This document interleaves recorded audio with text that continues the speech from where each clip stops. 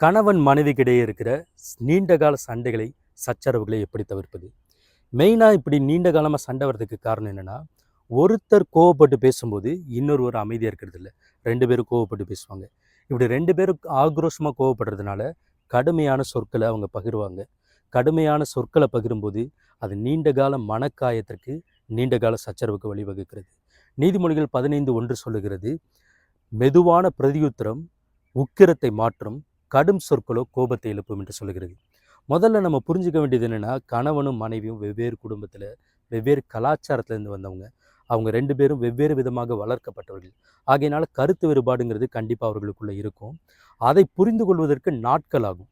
ஆகையினால இதற்கு இடையில சண்டை வரும்போது, ஒருத்தர் சத்தமாக பேசும்போது, கோவமாக பேசும்போது, இன்னொருவர் சாந்தமாக பதிலளிக்க வேண்டும். அப்போ இந்த சண்டை சச்சரவுகள், நீண்டகால சண்டைகள் தவிர்க்கப்படும். குடும்பம் ஆசீர்வாதமாக, ஒற்றுமையாக இருக்கும்.